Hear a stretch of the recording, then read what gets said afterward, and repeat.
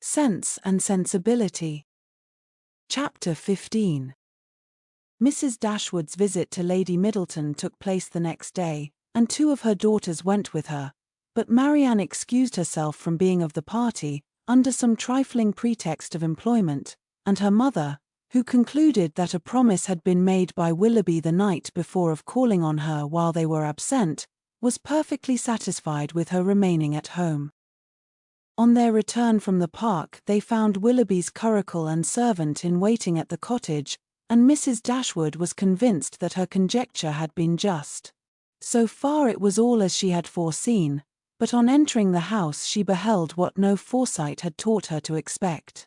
They were no sooner in the passage than Marianne came hastily out of the parlour apparently in violent affliction, with her handkerchief at her eyes, and without noticing them ran upstairs. Surprised and alarmed, they proceeded directly into the room she had just quitted, where they found only Willoughby, who was leaning against the mantelpiece with his back towards them.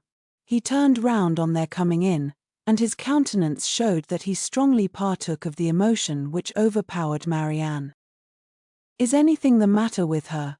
cried Mrs. Dashwood as she entered. "Is she ill?" "I hope not," he replied, trying to look cheerful, and with a forced smile presently added, "It is I who may rather expect to be ill, for I am now suffering under a very heavy disappointment." "Disappointment?" "Yes, for I am unable to keep my engagement with you. Mrs. Smith has this morning exercised the privilege of riches upon a poor dependent cousin, by sending me on business to London. I have just received my dispatches, and taken my farewell of Allenham, and by way of exhilaration I am now come to take my farewell of you." "To London? And are you going this morning?"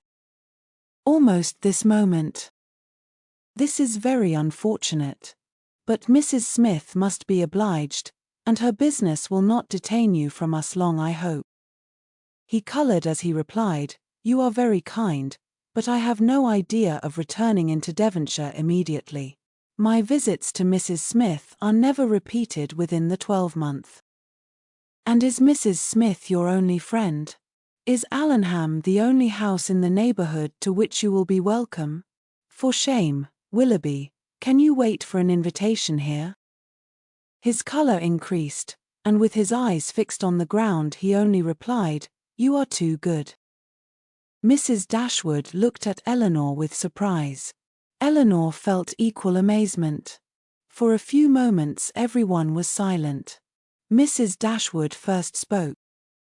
"I have only to add, my dear Willoughby, that at Barton Cottage you will always be welcome, for I will not press you to return here immediately, because you only can judge how far that might be pleasing to Mrs. Smith, and on this head I shall be no more disposed to question your judgment than to doubt your inclination." "My engagements at present," replied Willoughby, confusedly, "are of such a nature that I dare not flatter myself." He stopped. Mrs. Dashwood was too much astonished to speak, and another pause succeeded. This was broken by Willoughby, who said with a faint smile, "It is folly to linger in this manner. I will not torment myself any longer by remaining among friends whose society it is impossible for me now to enjoy." He then hastily took leave of them all and left the room. They saw him step into his carriage, and in a minute it was out of sight. Mrs. Dashwood felt too much for speech, and instantly quitted the parlour to give way in solitude to the concern and alarm which this sudden departure occasioned. Eleanor's uneasiness was at least equal to her mother's. She thought of what had just passed with anxiety and distrust. Willoughby's behaviour in taking leave of them, his embarrassment, an affectation of cheerfulness, and, above all, his unwillingness to accept her mother's invitation, a backwardness so unlike a lover, so unlike himself, greatly disturbed her. One moment she feared that no serious design had ever been formed on his side, and the next that some unfortunate quarrel had taken place between him and her sister, The distress in which Marianne had quitted the room was such as a serious quarrel could most reasonably account for, though when she considered what Marianne's love for him was, a quarrel seemed almost impossible. But whatever might be the particulars of their separation, her sister's affliction was indubitable, and she thought with the tenderest compassion of that violent sorrow which Marianne was in all probability not merely giving way to as a relief, but feeding and encouraging as a duty. In about half an hour her mother returned, and though her eyes were red, her countenance was not uncheerful. "Our dear Willoughby is now some miles from Barton, Eleanor," said she, as she sat down to work, "and with how heavy a heart does he travel? It is all very strange. So suddenly to be gone, it seems but the work of a moment. And last night he was with us so happy, so cheerful, so affectionate. And now, after only 10 minutes' notice gone too without intending to return, something more than what he owned to us must have happened. He did not speak, he did not behave like himself. You must have seen the difference as well as I. What can it be? Can they have quarreled? Why else should he have shown such unwillingness to accept your invitation here? It was not inclination that he wanted, Eleanor. I could plainly see that. He had not the power of accepting it. I have thought it all over, I assure you, and I can perfectly account for everything that at first seemed strange to me as well as to you." "Can you, indeed?" "Yes. I have explained it to myself in the most satisfactory way, but you, Eleanor, who love to doubt where you can, it will not satisfy you, I know, but you shall not talk me out of my trust in it. I am persuaded that Mrs. Smith suspects his regard for Marianne, disapproves of it, perhaps because she has other views for him, and on that account is eager to get him away, and that the business which she sends him off to transact is invented as an excuse to dismiss him. This is what I believe to have happened. He is, moreover, aware that she does disapprove the connection. He dares not therefore at present confess to her his engagement with Marianne, and he feels himself obliged, from his dependent situation, to give in to her schemes, and absent himself from Devonshire for a while. You will tell me, I know, that this may or may not have happened, but I will listen to no cavil, unless you can point out any other method of understanding the affair as satisfactory at this. And now, Eleanor, what have you to say?" "Nothing, for you have anticipated my answer." "Then you would have told me that it might or might not have happened. Oh, Eleanor, how incomprehensible are your feelings! You had rather take evil upon credit than good. You had rather look out for misery for Marianne, and guilt for poor Willoughby, than an apology for the latter. You are resolved to think him blamable, because he took leave of us with less affection than his usual behavior has shown. And is no allowance to be made for inadvertence, or for spirits depressed by recent disappointment? Are no probabilities to be accepted, merely because they are not certainties? Is nothing due to the man whom we have all such reason to love, and no reason in the world to think ill of? To the possibility of motives unanswerable in themselves, though unavoidably secret for a while? And, after all, what is it you suspect him of? I can hardly tell myself. But suspicion of something unpleasant is the inevitable consequence of such an alteration as we just witnessed in him. There is great truth, however, in what you have now urged of the allowances which ought to be made for him, and it is my wish to be candid in my judgment of everybody. Willoughby may undoubtedly have very sufficient reasons for his conduct, and I will hope that he has. But it would have been more like Willoughby to acknowledge them at once. Secrecy may be advisable, but still I cannot help wondering at its being practiced by him. Do not blame him, however, for departing from his character, where the deviation is necessary. But you really do admit the justice of what I have said in his defense. I am happy and he is acquitted. Not entirely. It may be proper to conceal their engagement, if they are engaged, from Mrs. Smith, and if that is the case, it must be highly expedient for Willoughby to be but little in Devonshire at present. But this is no excuse for their concealing it from us. concealing it from us. My dear child, do you accuse Willoughby and Marianne of concealment? This is strange indeed, when your eyes have been reproaching them every day for incautiousness. I want no proof of their affection, said Eleanor, but of their engagement I do. I am perfectly satisfied of both.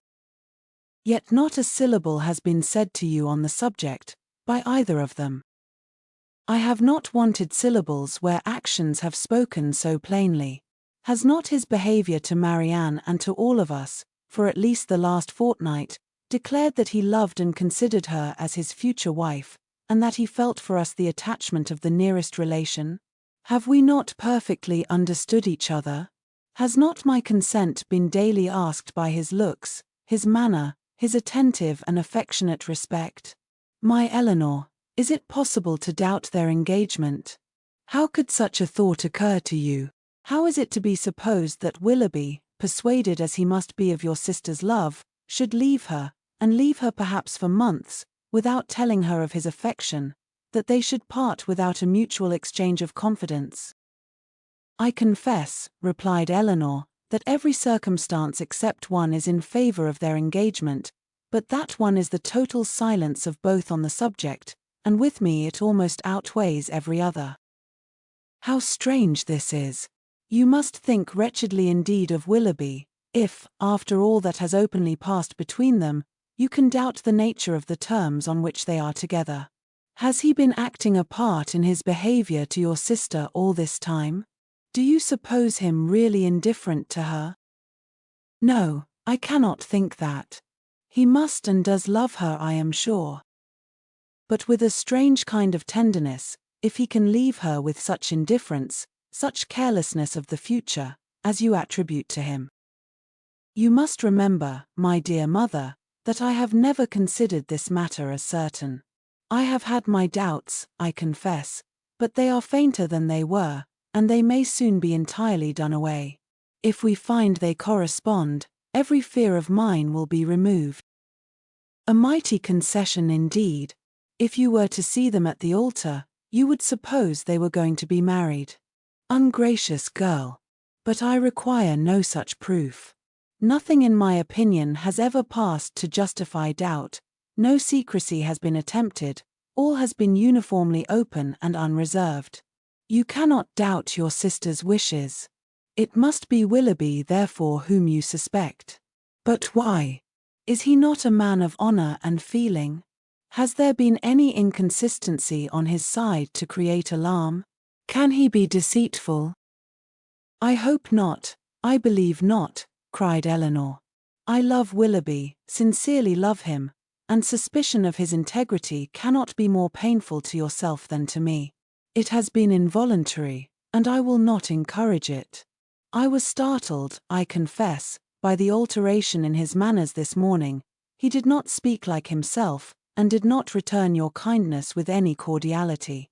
But all this may be explained by such a situation of his affairs as you have supposed. He had just parted from my sister, had seen her leave him in the greatest affliction, and if he felt obliged, from a fear of offending Mrs. Smith, to resist the temptation of returning here soon, and yet aware that by declining your invitation, by saying that he was going away for some time, he should seem to act an ungenerous, a suspicious part by our family, he might well be embarrassed and disturbed. In such a case, a plain and open avowal of his difficulties would have been more to his honor, I think, as well as more consistent with his general character.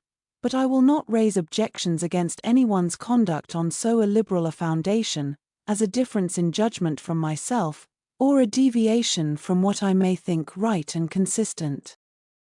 You speak very properly. Willoughby certainly does not deserve to be suspected. Though we have not known him long, he is no stranger in this part of the world, and who has ever spoken to his disadvantage? Had he been in a situation to act independently and marry immediately, it might have been odd that he should leave us without acknowledging everything to me at once, but this is not the case. It is an engagement in some respects not prosperously begun, for their marriage must be at a very uncertain distance, and even secrecy, as far as it can be observed, may now be very advisable. They were interrupted by the entrance of Margaret, and Eleanor was then at liberty to think over the representations of her mother, to acknowledge the probability of many, and hope for the justice of all. They saw nothing of Marianne till dinner time, when she entered the room and took her place at the table without saying a word. Her eyes were red and swollen, and it seemed as if her tears were even then restrained with difficulty. She avoided the looks of them all, could neither eat nor speak, and after some time, on her mother's silently pressing her hand with tender compassion, her small degree of fortitude was quite overcome, she burst into tears and left the room. This violent oppression of spirits continued the whole evening. She was without any power, because she was without any desire of command over herself.